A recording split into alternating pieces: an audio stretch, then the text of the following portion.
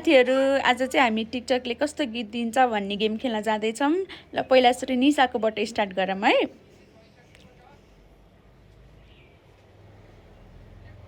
मैले पादेकै थिएन, साथीहरूले आधे पादेन जादे भनेर मलाई नि पादेको साबित गरे। क्रिसको पालो।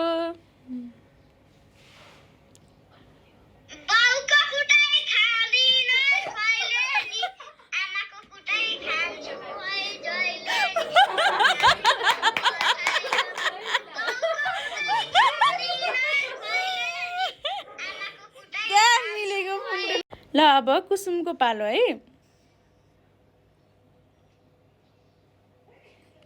इतनी अच्छी लड़की को ठुकराने वाला कोई गधा ही हो सकता है, और मैं वो गधा जो उसे ठुकरा रहा है। कड़वा सच बोलूं। ल अब हाम्रो पुन्टुको पालो। यता हेर साना। उस मेरो दिजुले मलाई जति बेला पनि क्यामेरा निकाल्दै फोटो खिच्दैन, मलाई सुत्न दिन्छ।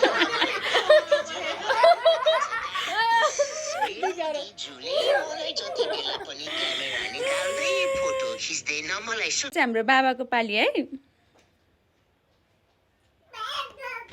यतिको ह्यान्डसम भएको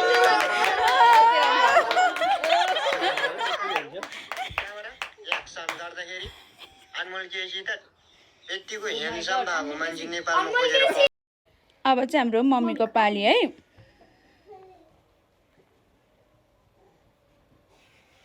लाभी वोट गाजले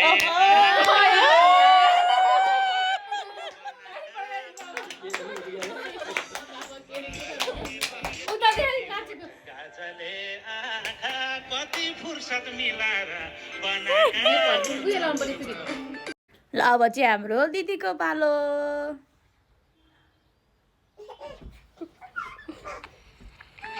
थोरै हल्की हल्का लुरी मुस्कानले झुमिएकी छे, मजाले बोल्ने रूप रङको त कुरै नगरौँ, ठ्याक्कै भर्दा नेपाल।